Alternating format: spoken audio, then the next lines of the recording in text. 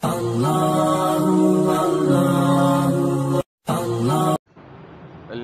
لله نحمده ونستعينه ونستغفره ونؤمن به ونتوكل عليه ونعوذ بالله من شرور أنفسنا ومن سيئات أعمالنا من يهده الله فلا مضل له ومن يضلله فلا هادي له ونشهد أن سيدنا وسندنا ومولانا محمدًا عبده ورسوله أما بعد فأعوذ بالله من الشيطان الرجيم بسم الله الرحمن الرحيم والفجر وليال عشر والشفع والوتر والليل إذا يسر صدق الله العظيم.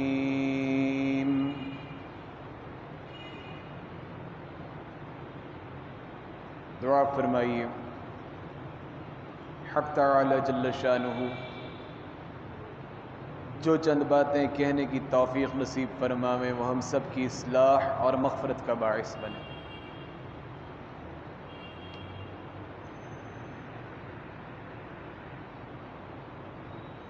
گزشتہ جمعے اللہ پاک نے توفیق دی اور حرمت والے مہینوں کے بارے میں ذکر کیا.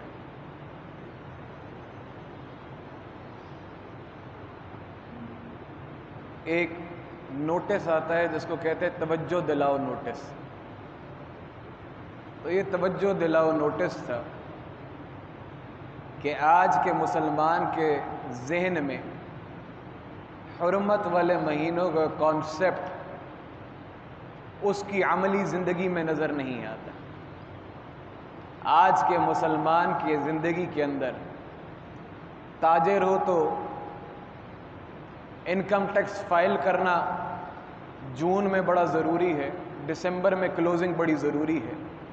اس کے لیے جون اور دسمبر بڑے معنی خیز اور اہم مہینے ہیں. آج کے مسلمان کو بینک میں جاب کرتا ہو تو جون اور دسمبر کی کلوزنگ، اس کے لیے جون اور دسمبر بڑا، سیاستدان ہو تو بجٹ کے اعتبار سے اس کے لیے یہ مہینے بڑے اہم ہیں. اسی انداز میں کمانے والا ہو، کاروباری طبقہ ہو تو بجائے کہ رمضان اس کے لیے عبادات کے لحاظ سے اہمیت کا حامل ہو، اس کے لیے وہ سیزن کے طور پر آج کے مسلمان کی عملی زندگی نظر آتی ہے کہ رمضان کمائی کا سیزن ہے. ایسا ہی ہوتا ہے. یہ عید آنے والی ہے، معلوم ہے کہ یہ حرمت والا مہینہ ہے، معلوم ہے کہ یہ وہ مہینہ ہے جس کی قرآن مجید نے، یہ وہ عشرہ آگے آنے والا ہے جس انداز میں قرآن مجید نے اس کی فجر کی قسم کھائی ہے، جس انداز میں قرآن مجید نے ان 10 دنوں کی قسم کھائی ہے. معلوم ہے کہ کیسے عظیم دن ہے، کس اعتبار سے کہ خود جناب نبی اکرم صلی اللہ علیہ وسلم فرماتے ہیں کہ اللہ کو ان 10 دنوں کے عمل سے زیادہ اور کوئی چیز محبوب نہیں. بخاری شریف کی حدیث ہے، جناب نبی اکرم صلی اللہ علیہ وسلم فرماتے ہیں ان 10 دنوں میں کیے گئے عمل سے زیادہ اللہ کے ہاں اور کوئی چیز محبوب نہیں ہے. صحابہ کرام رضوان اللہ اجمعین نے عرض کیا یا رسول اللہ جہاد بھی نہیں؟ تو آپ نے فرمایا نہیں، مگر اس کے وہ مجاہد جو اپنا مال اور جان دونوں لے جائے اور دونوں قربان ہو جائیں، اس کے سوائے اللہ کو ان 10 دنوں کی عمل سے زیادہ اور کوئی چیز محبوب. تو معلوم یہ پڑتا ہے کہ یہ بہت قیمتی مہینے، بہت قیمتی دن، بہت قیمتی دن ہیں یہ 10 دن. اور علامہ ابن حجر اسقلانی رحمہ اللہ فرماتے ہیں کہ اس کے قیمتی ہونے کی ایک وجہ یہ بھی ہو سکتی ہے کہ اور ایسا کوئی دن نہیں جس میں تمام تر عبادتیں اکٹھی ہو جائیں۔ یہ وہ دن ہے جس میں توحید کا قائل، سب سے بڑی چیز تو توحید کا قائل، لا الہ الا اللہ کا قائل ہونا ہے۔ توحید تو بنیاد ہے، جو توحید کا قائل ہو۔ اس کے بعد اس میں نماز، اس میں روزہ، اس میں حج اور اس میں صدقہ، تمام تر عبادات اس کے اندر اکٹھی ہو جاتی ہیں، اور کوئی ایسا مہینہ یا ایام نہیں۔ اب آپ سوچتے ہوں گے روزہ کہاں سے آ گیا؟ تو حدیث شریف میں آتا ہے، چند روایات ہیں۔ فرمایا کہ جناب نبی اکرم صلی اللہ علیہ وسلم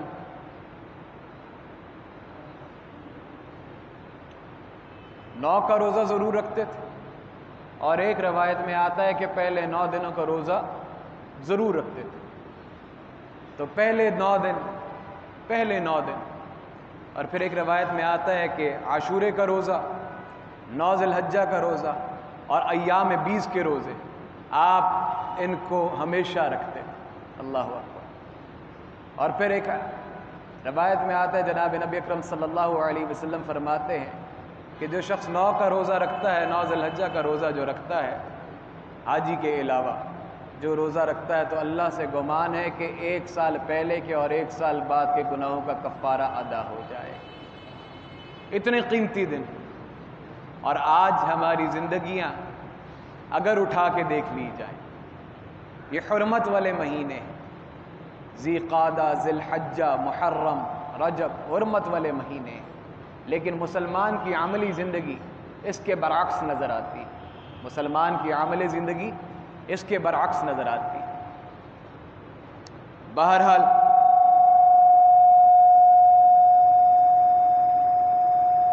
حرمت والے مہینوں کے اوپر لمبی بات ہو گئی، اور گزشتہ جمعہ ذرا تاخیر سے ہوا، تو آج ارادہ یہ ہے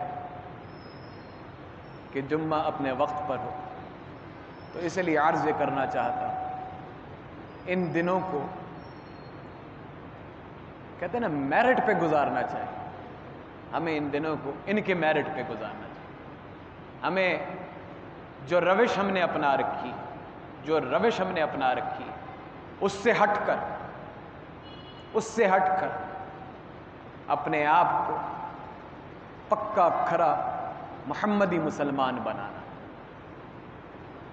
ہم نے ان دنوں کے اندر گناہوں سے بچنے کی عام دنوں میں بھی کوشش کرنی ہے، لیکن خاص طور پہ ان دنوں کے بیچ میں، جن دنوں کی اہمیت بہت ہے، جن دنوں کی عمل اللہ کو اتنا محبوب ہے کہ اس کے علاوہ اور کسی دن کا اتنا محبوب نہیں، ان کے اندر کثرت سے ذکر کرنا ہے۔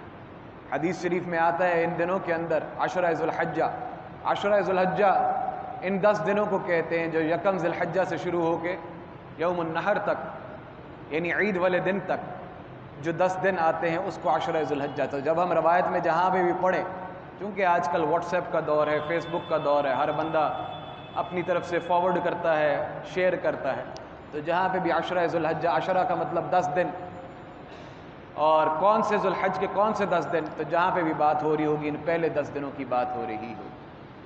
تو ان دنوں کے اندر حدیث شریف کے اندر آتا ہے کہ اللہ کی وحدانیت کثرت سے بیان کی جائے، اللہ کی وحدانیت کثرت سے بیان کی جائے، اللہ پاک کی وحدانیت کثرت سے بیان کی جائے، حمد کی جائے، وحدانیت بیان کی جائے اور بڑائی بیان کی جائے۔ تو اسی لیے ان کے اندر ہمیں ذکر کا اہتمام ضرور کرنا چاہیے اور کثرت سے کرنا چاہیے۔ عبداللہ ابن عمر اور سیدنا ابو ہریرہ رضی اللہ تعالی عنہ اتنی اونچی تکبیرات کہتے تھے کہ خیمے سے مسجد میں آواز جاتی تھی، مسجد سے منا، مسجد سے بازار میں آواز جاتی تھی، اور جو لوگ متوجہ نہیں ہوتے وہ توجہ ان کی اس طرف آ جاتی تھی۔ تو 2 طرح کی تکبیرات ہیں، ایک تو ہم 9 ذی الحجہ کو شروع کرتے ہیں،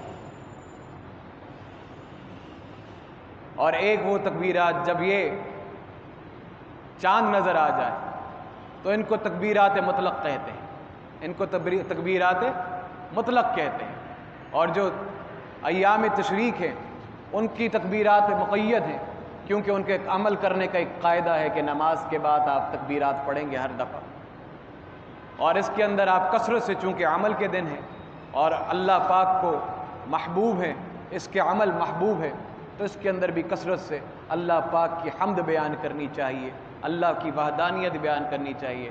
تو اللہ اکبر اللہ اکبر اللہ اکبر لا الہ الا اللہ اللہ اکبر وللہ الحمد، اس میں تینوں چیزیں بیان ہو گئی۔ اسی طریقے سے اللہ اکبر کبیرہ سبحان اللہ بکرۃ و اصیلا، اسی طریقے سے آپ کلمے کا ذکر کر لیں لا الہ الا اللہ، تو کثرت سے ذکر اس کے اندر اپنی زبانوں کے اوپر، اور اونچی آواز میں مرد کرے، اور عورت چونکہ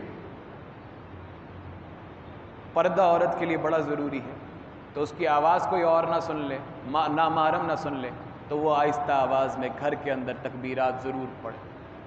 تو میں نے عرض کیا کہ جس طرح عبداللہ ابن عمر رضی اللہ تعالیٰ عنہ اور سیدنا ابو ہریرہ رضی اللہ تعالیٰ عنہ اونچی آواز میں تکبیرات پڑھتے تھے تاکہ لوگ متوجہ اور نوافل کا اہتمام کرنا چاہیے، گناہوں سے بچنا چاہیے۔ اللہ اکبر۔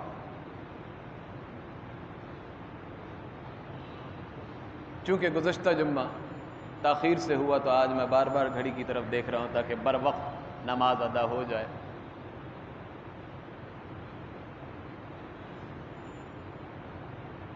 بات سے بات نکلتی ہے، قربانی جو عید والے دن اللہ کو سب سے محبوب عمل ہے، آج کے اس دور کے بیچ میں جس طرح گزشتہ جمعے بھی عرض کیا، چونکہ کرونا زدہ ماحول ہے، کرونا زدہ معاشرہ ہے، ہر بندہ اپنی طرف سے دین کی تشریحات بیان کر رہا ہے، تو کچھ لوگ یہ کہتے ہیں چونکہ لوگوں کا کاروبار بند ہو گیا ہے، لوگ متاثر بہت زیادہ ہو گئے، تو بجائے اس کے قربانی کریں، لوگوں کی خدمت کر دیں، جو پیسے ہیں وہ ان کو جا کر دے دیں۔ تو قربانی ہے، اور قربانی کا عمل اللہ کو بہت پسند ہے، اور اس دن اس عمل سے بڑھ کر اور کوئی عمل نہیں۔ یہ وہ سنت ہے جو سیدنا اسماعیل علیہ السلام اور سیدنا ابراہیم علیہ السلام کی ہے، تو یہ دو چیزوں کو مکس نہیں کیا جا سکتا۔ آپ کسی کی خدمت ضرور کریں، آپ کسی کا سہارا ضرور بنیں، اور اس کی بار بار تلقین بھی ہے، اور حضرت لاہوری رحمۃ اللہ علیہ کا مشہور قول ہے جو میں دیکھتا ہوں کہ ہر جگہ بار بار پڑھا جاتا ہے۔ میرا اکثر کہیں پہ بھی گزر ہوا، کہیں پہ بھی کوئی بیان ہو رہا، جماعت تبلیغ والے بیان کر رہے ہوتے ہیں، اکثر و بیشتر میں ان سے سنتا ہوں۔ اسی طریقے سے کبھی بھی کہیں پہ بھی سفر کے اندر مجھے جمعہ پڑھنے کا اتفاق ہوا تو میں نے اکثر و بیشتر یہ قول ہر جگہ پہ سنا۔ حضرت رحمہ اللہ تعالیٰ سے کسی نے پوچھا کہ آپ نے 40 سال قرآن و مجید کی تفسیر پڑھائی ہے، درس دیا ہے، قرآن و مجید کا خلاصہ بیان کریں۔ تو آپ نے فرمایا کہ قرآن و مجید کا خلاصہ یہ ہے کہ اللہ کو عبادت سے راضی رکھو، جناب نبی اکرم صلی اللہ علیہ وسلم کو اطاعت سے راضی رکھو، اور مخلوق خدا کو خدمت سے راضی رکھو۔ آج کے ہمارے دن، آج کی ہماری راتیں عبادت سے خالی ہیں، آج کی ہماری زندگیاں اطاعت پیغمبری سے خالی ہیں، آج کی ہماری زندگیاں خدمت خلق سے عاری ہیں۔ آج بجائے ہم خدمت کرنے کے اکثر و بیشتر لوگوں کے لیے نقصان کا سبب بننا زیادہ پسند کرتے ہیں۔ یہ حسد ایک ایسی چیز ہے جس نے ہمارے معاشرے کو تباہ کر رکھا ہے، خدمت دور کی بات ہے، ہم تو اپنے ساتھ بھی سچے اور کھرے نہیں ہیں، عبادات ہماری کتنی ہیں، ہم خود اپنے گریبان میں جھانک کر دیکھیں تو ہمیں معلوم پڑتا ہے کہ ہم کس جگہ پہ کھڑے ہیں۔ اطاعت دیکھیں تو نہ ہمارا حلیہ ویسا ہے، نہ ہمارا عمل ویسا ہے، نہ ہماری کارنامے ویسے ہیں۔ میں اس کل رات کو ساتھیوں سے یہ بات عرض کر رہا تھا، یہ جس صدی میں ہم نے آنکھ کھولی، بزرگ ہوں یا چھوٹے بچے ہوں جو 1999 2000 سے پہلے پیدا ہوئے، یہ صدی شاید تاریخ کے اندر سب سے مختلف صدی ہوگی۔ اس سے پہلے ہمیشہ ایسا دور رہا جہاں پر انسان کو بہت سارے چیلنجز کا سامنا رہا. تجارت کرنی ہے تو یہ اسباب مہیا نہیں تھے، سفر کی ایسی سہولیات نہیں تھی، کہیں پہ ڈاکوں کا ڈر تھا، کہیں پہ دشمن کی فوجوں کا ڈر تھا، کہیں پہ جابر حکمران تھے، کہیں پہ کچھ نظام تھا، کہیں پہ کچھ نظام تھا. اس صدی کے بیچ میں آپ نے دیکھا کہ زمانے نے ایک ایسی کروٹ لی. یہ وہ صدی تھی جس کے بیچ میں زندگی کا پوری دنیا کا نظام تبدیل ہوا. 1947 سے پہلے سپر پاور ملکہ برطانیہ تھی. آدھی دنیا میں برطانیہ کی سورج غروب نہیں ہوتا تھا. ملکہ برطانیہ کا جہاں جہاں حکومت تھی وہاں وہاں سورج غروب نہیں ہوتا تھا 1947 سے پہلے. اور ایک بڑا حصہ مسلمانوں کا خلافت کے اندر تھا، اس میں خلافت عثمانیہ تھی. 1923 میں وہ ختم ہوتی ہے. 1947 میں برطانیہ ملکہ برطانیہ کے زوال شروع ہوتا ہے.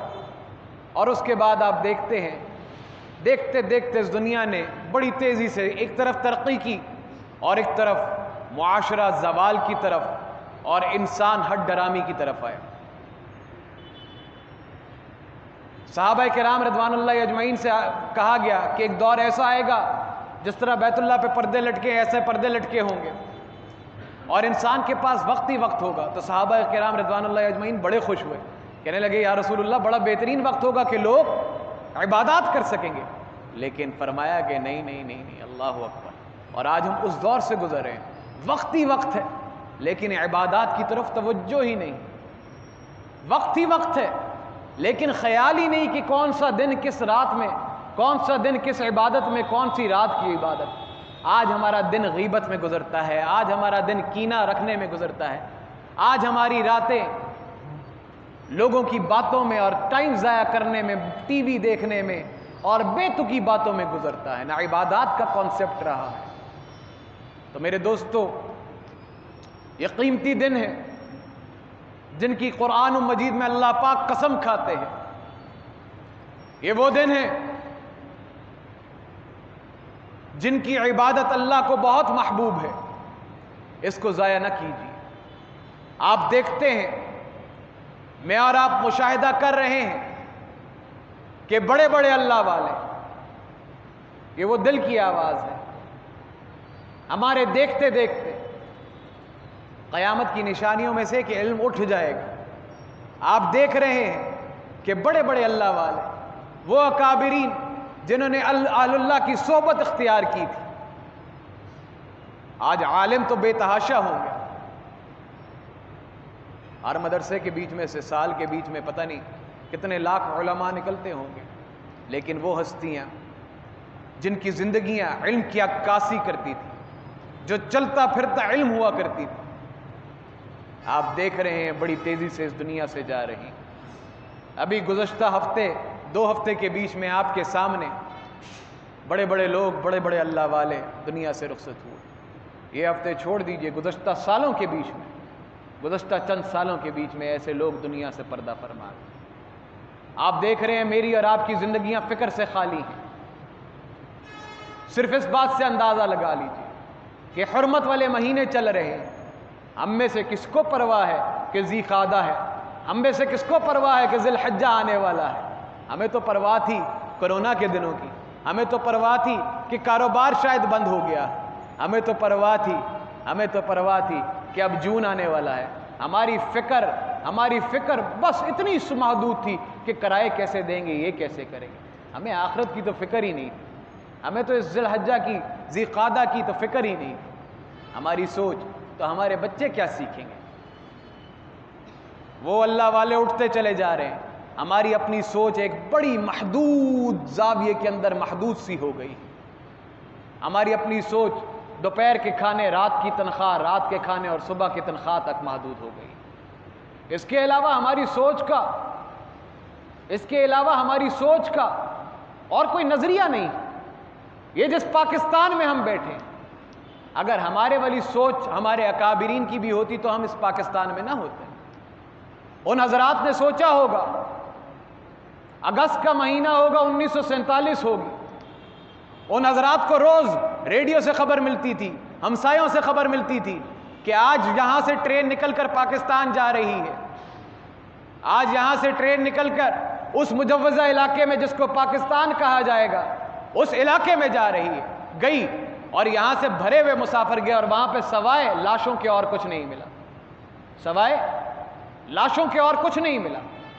آپ نے داستانیں پڑھی ہوں گی اور آپ نے سنا ہوگا، آپ کے بڑے یہ کہانیاں سناتے ہوں گے، میرے خود نانا جان یہ بات بتلاتے تھے کہ گھر والے کس رستے سے آئے اور میں اپنی بھینسیں لے کر راوی کے کنارے کس طرح سے راوی کے نیچے سے گزر کے دریا پار کیا، کس طرح سے ہم پہنچے۔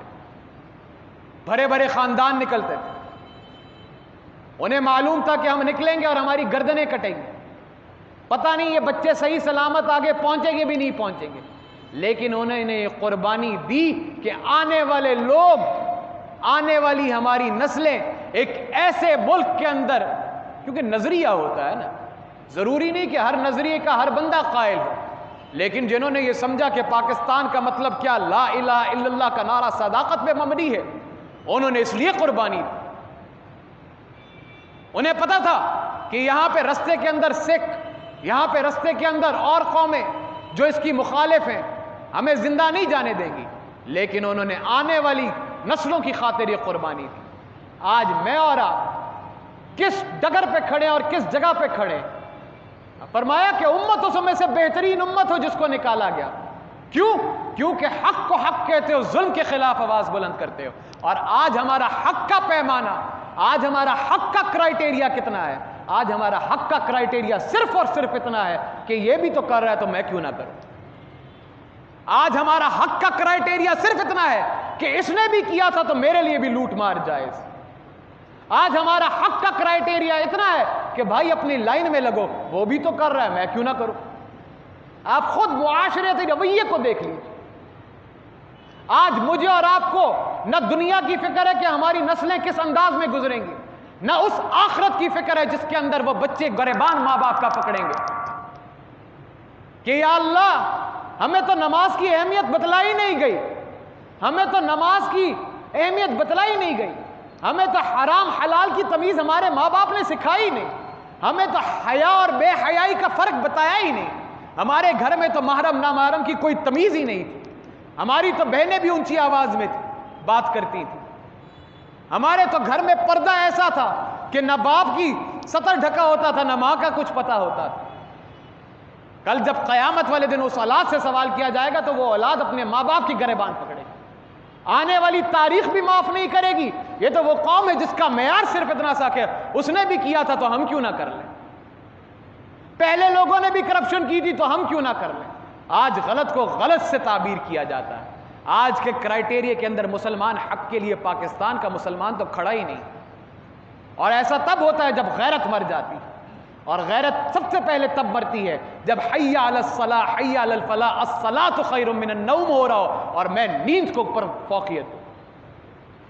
مؤذن بار بار کہہ رہا الصلاۃ خیر من النوم، کہ یہ نماز نیند سے بہتر ہے، لیکن میری ایمانی غیرت ایسی ہو میں نہ اس کا خیال کروں نہ میں حیا کروں۔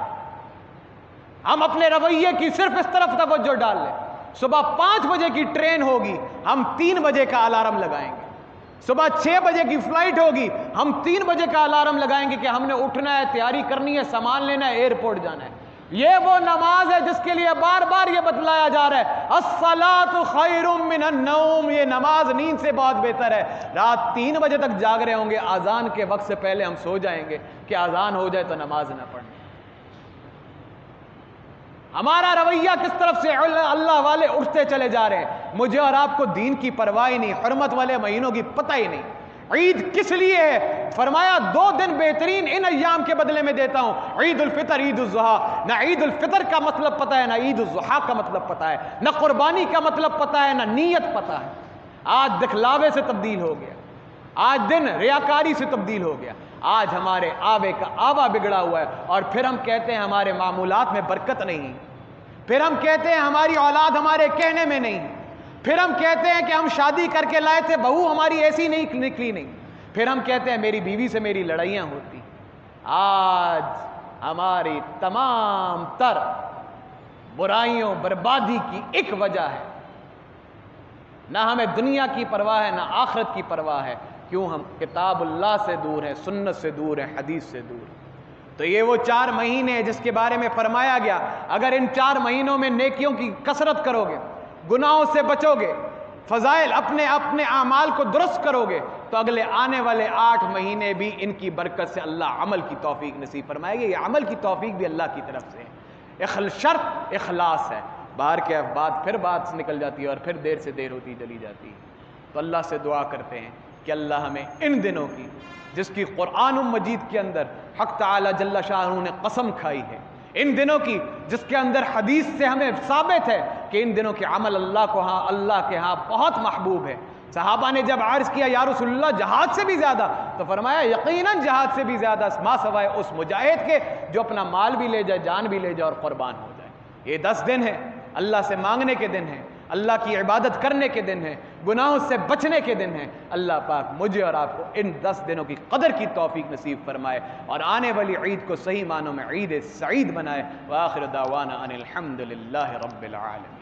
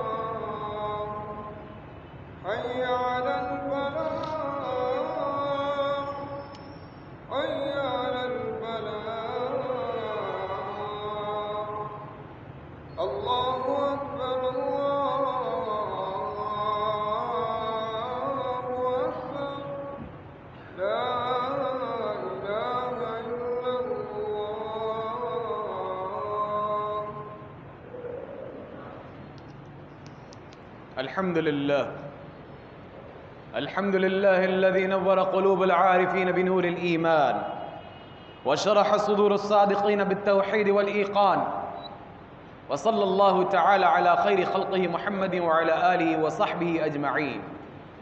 يا أهل الجاه والمال والسرور، اعلموا أن الدنيا دار الفناء والغرور، والآخرة دار البقاء والسرور. فاذكروا فضيحة القيامة والصراط والنشور. ألا إن وعد الله حق، فلا تغرنكم الحياة الدنيا ولا يغرنكم بالله الغرور. أعوذ بالله من الشيطان الرجيم. يا أيها الناس اتقوا ربكم إن زلزلة الساعة شيء عظيم، يوم ترونها تذهل كل مرضعة عما أرضعت وتضع كل ذات حمل حملها وترى الناس سكارى وما هم بسكارى ولكن عذاب الله شديد. ويوم ينادي الملك الجبار لمن الملك اليوم، لله الواحد القهار. إن أحسن الكلام كلام الله العلام، كل نفس ذائقة الموت ثم إلينا ترجعون. إنه تعالى جواد كريم ملك بالرب الرؤوف الرحيم.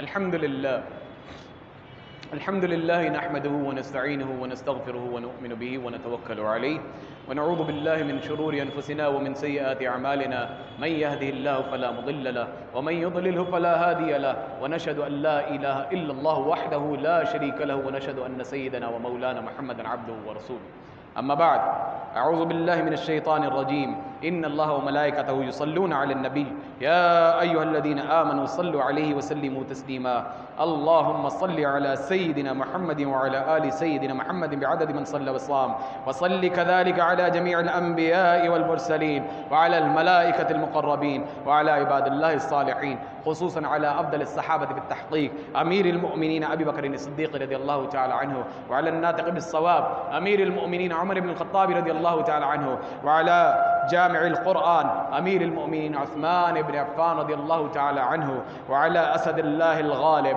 أمير المؤمنين علي بن أبي طالب رضي الله تعالى عنه وعلى الإمامين الهمامين أبي محمد الحسن وأبي عبد الله الحسين رضي الله تعالى عنهما وعلى جميع أمهات المؤمنين والمؤمنات وأزواج النبي المطهرات رضي الله تعالى عنهن وعلى جميع بنات الطيبات السيدة زينب وسيدة رقية وسيدة أم كلثوم وسيدة فاطمة الزهراء رضي الله تعالى عنهن وعلى ستة الباقية من العشرة المبشرة رضوان الله تعالى عليهم أجمعين اللهم ألف بين قلوب المؤمنين وأصلح بالهم ووفقهم لإقامة الخلافة الحقة على منوال الخلافة النبية الراشدة اللهم انصر عساكر المسلمين أينما كانوا ومن كانوا اللهم اغفر لي ولوالدي ولجميع المؤمنين والمؤمنات والمسلمين والمسلمات الأحياء منهم والأموات اللهم لعن الكفرة الذين يصدون عن سبيلك ويكذبون رسلك ويقاتلون أولياءك اللهم خالف بين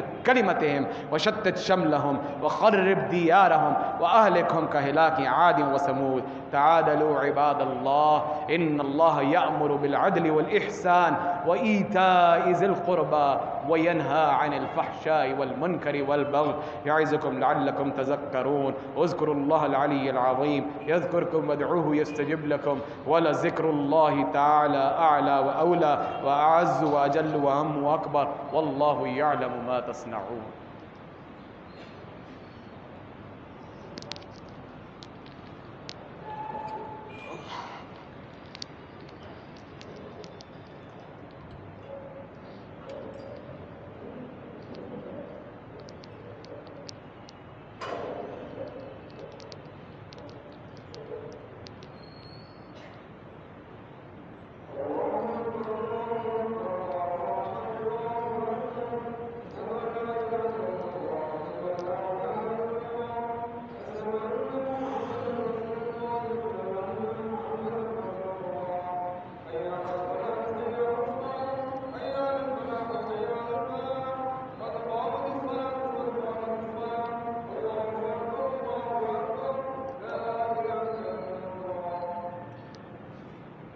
قدم دیکھ کر صفوں کو درست فرما لیں اور ٹخنوں سے مرد حضرات شلواریں بلند کر لیں نماز کی عمدگی اور بہتری کے لیے ضروری ہے کہ شلواریں ٹخنوں سے بلند اللہ اکبر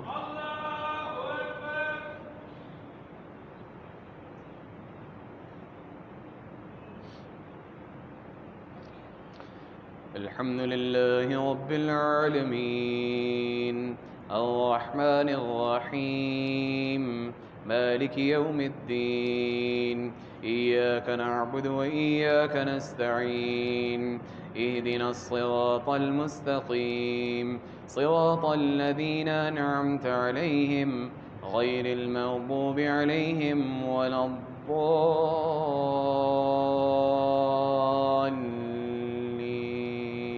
الضالين سبح اسم ربك الأعلى الذي خلق فسوى والذي قدر فهدى والذي أخرج المرعى فجعله غثاء أحوى سنقرئك فلا تنسى إلا ما شاء الله إنه يعلم الجار وما يخفى ونيسرك لليسرى فذكر إن نفعت الذكرى فيذكر من يخشى ويتجنبها الأشقى الذي يصلى النار الكبرى ثم لا يموت فيها ولا يحيا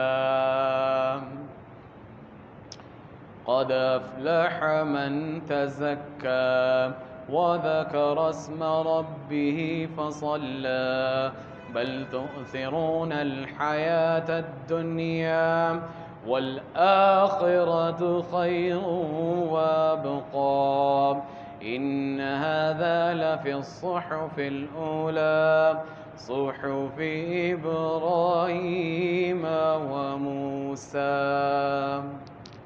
الله أكبر.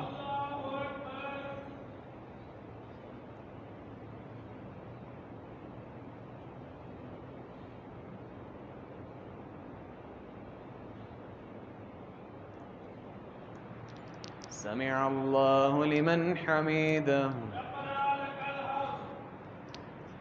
الله أكبر.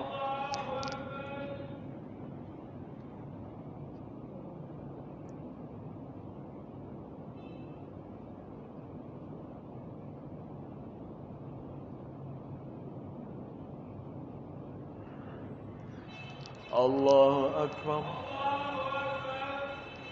الله أكبر.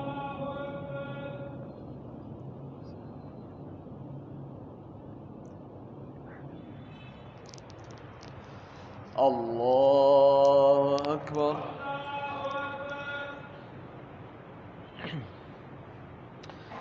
الحمد لله رب العالمين الرحمن الرحيم مالك يوم الدين إياك نعبد وإياك نستعين اهدنا الصراط المستقيم صراط الذين أنعمت عليهم غير المغضوب عليهم ولا الضالين.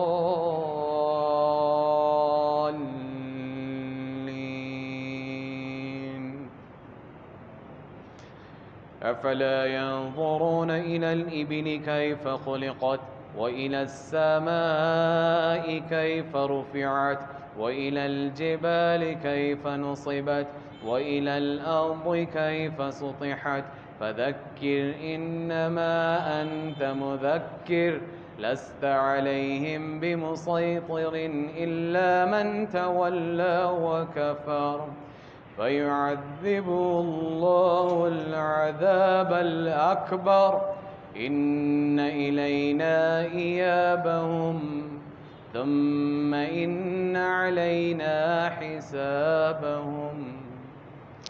الله أكبر.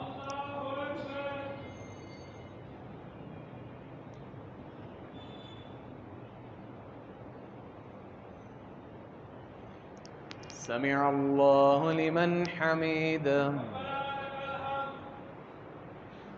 الله أكبر.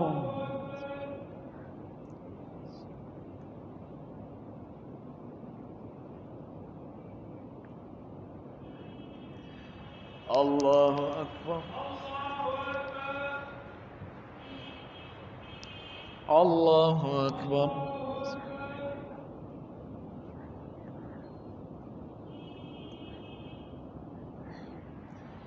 الله أكبر.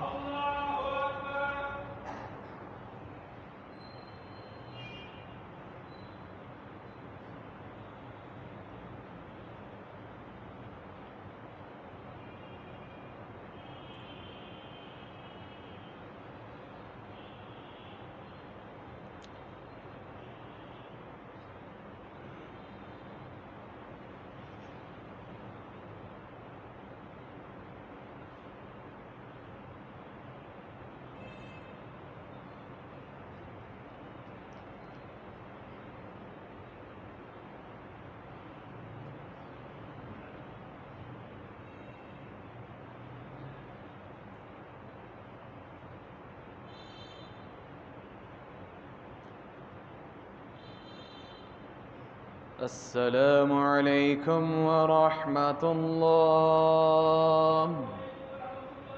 السلام علیکم ورحمۃ اللہ.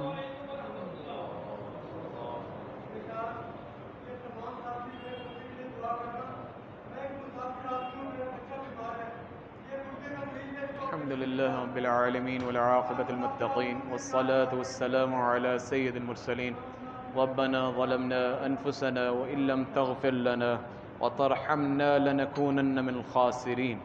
ربنا آتنا في الدنيا حسنة وفي الآخرة حسنة وقنا عذاب النار وقنا عذاب القبر وقنا عذاب الحشر وقنا عذاب الميزان. ربنا لا تزغ قلوبنا بعد إذ هديتنا وهب لنا من لدنك رحمة إنك أنت الوهاب. میرے اللہ ہم سب کے ایک ایک گناہ کو معاف فرما دیجئے یا اللہ پاک. یا اللہ پاک جانتے بوجھتے یا اللہ انجانے میں جو سرزد ہو جاتے ہیں یا اللہ تجھے معاف کرنا پسند ہے.